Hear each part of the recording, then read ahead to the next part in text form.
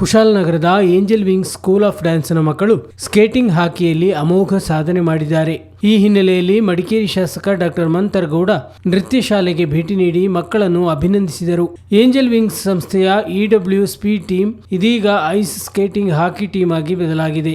ಈ ತಂಡದ ಮಕ್ಕಳು ಇತ್ತೀಚೆಗೆ ತಿರುಚಿಯಲ್ಲಿ ನಡೆದ ಬ್ಯಾಂಡಿ ನ್ಯಾಷನಲ್ ಟೂರ್ನಮೆಂಟ್ನಲ್ಲಿ ಕರ್ನಾಟಕವನ್ನು ಪ್ರತಿನಿಧಿಸಿ ರನ್ನರ್ಸ್ ಕಿರೀಟದೊಂದಿಗೆ ಕಂಚಿನ ಪದಕ ಪಡೆದಿದ್ದಾರೆ. ಜೊತೆಗೆ ಫೆಬ್ರವರಿಯಲ್ಲಿ ಕಾಶ್ಮೀರದಲ್ಲಿ ನಡೆಯುವ ಖೇಲೋ ಇಂಡಿಯಾಕ್ಕೂ ಆಯ್ಕೆಯಾಗಿದ್ದಾರೆ.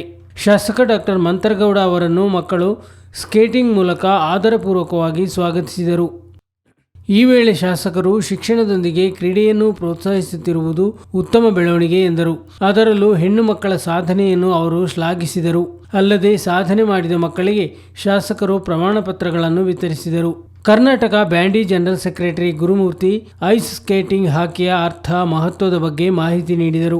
ಹಾಕಿ coach Savio, chief coach Anoop D'Souza, Vidushi Angel Rashmi D'Souza ಮತ್ತಿತರರು ಹಾಜರಿದ್ದರು. ನಾನು ಚಿಕ್ಕ ವಯಸ್ಸಲ್ಲಿ ಕ್ರಿಕೆಟ್ ಆಡ್ತಿದ್ದೆ ವಿದೇಶದಲ್ಲಿ. ಆ ನೆನ್ಸೆ ಬರ್ತಾ ಇದೆ. ಯಾಕಂದ್ರೆ ನಮ್ಮ ಅಪ್ಪ ನಮ್ಮ ಜೊತೆ ಇರ್ತಿರ್ಲಿಲ್ಲ. ಅವರೆಲ್ಲ ರಾಜಕೀಯಕ್ಕೆ ಇಲ್ಲಿ ಅಲ್ಲಿ ಅಂತಂದಾಗ ನಮ್ಮ ತಾಯಿನೇ ಕರ್ಕೊಂಡ್ ಬರೋದನ್ನ ಇದೇ ರೀತಿಲಿ ಕಿಟ್ ಬ್ಯಾಗ್ ಹಾಕೊಂಡು ಬಂದದು.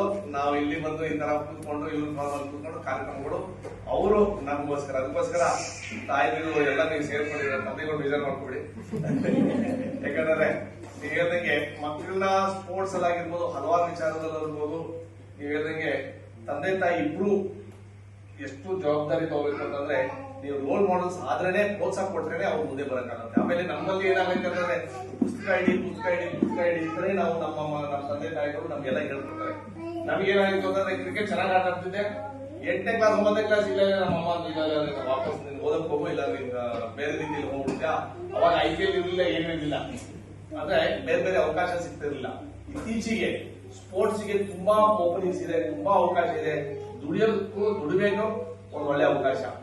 ನಾನು ಈಗ ನೋಡ್ತಾ ಇದ್ದೆ ಇದರಲ್ಲಿ ಬ್ಯಾಂಡಿ ಅಂತ ಹೇಳೋಷ್ಟಕ್ಕೆ ನಾನು ನೋಡ್ತಿದ್ದೆ.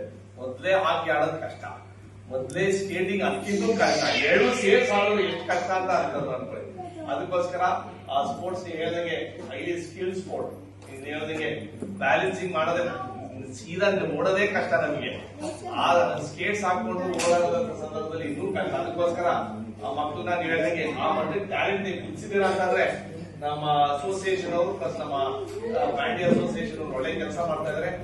ನಾನು ನಿಮ್ಗೆ ಏನ್ ಹೇಳ್ಕೋಬಹುದು ಅಂತಂದ್ರೆ ಬೇರೆ ರೀತಿಯಲ್ಲಿ ನಾನು ಯಾವ ತರ ಸಹಾಯ ಮಾಡಬಹುದು ಅಂತ ವೈಯಕ್ತಿಕ ಗವರ್ಮೆಂಟ್ ಇಂದ ನಿಮ್ಗೆ ಸಿಗ್ತದೆ. ಮಾತ್ರ ಇವರು ಮೇಲ್ಮಟ್ಟಕ್ಕೆ ಹೋಗ್ಬೇಕು ಅಂತಂದಾಗ ನೀವೊಂದು ಸ್ವಲ್ಪ ಜವಾಬ್ದಾರಿ ತಗೊಂಡು ಫಸ್ಟ್ ನೀವೇನ್ ಮಾಡ್ಬೇಕು, ಇಲ್ಲಿ ರಾಜಕೀಯ ಬೇಡ, ನನ್ನ ಮಕ್ಕಳು ಅವ್ರ ಮಕ್ಕಳು ಅಂತಲ್ಲ, ಯಾರು ಚೆನ್ನಾಗಿ ಆಟ ಆಡ್ತಾರೆ, ಯಾರು ಸ್ಪೋರ್ಟ್ಸ್ ಅಲ್ಲಿ ಎಕ್ಸೆಲ್ ಮಾಡ್ತಾರೆ ಅಂದ್ರೆ ಈ ಸ್ಪೋರ್ಟ್ ಅಲ್ಲಿ ಚೆನ್ನಾಗಿ ಮಾಡ್ತಾವ್ರೆ ಅವ್ರನ್ನ without any discretion best deserving ಕ್ಯಾಂಡಿಡೇಟ್ಗೆ ನೀವು ಮೇಲ್ಮಟ್ಟಕ್ಕೆ ತಗೊಳಕ್ಕೆ ನೀವು ಜವಾಬ್ದಾರಿ ತಗೋಬೇಕು. ಯಾಕಂದ್ರೆ ನನ್ನ ಪಾಪು ಇರೋದು, ನಮ್ಮ ನೆಂಟರು ಇರ್ಬೋದು, ನಮ್ಮ ಸ್ನೇಹಿತರು ಇರ್ಬೋದು, ಕೋಚ್ ಹತ್ರ ನಾವು ಚೆನ್ನಾಗಿದೀವಿ, ಅವೆಲ್ಲ ನಡೀತಾವೆ ಇಲ್ಲ ಅಂತಲ್ಲ.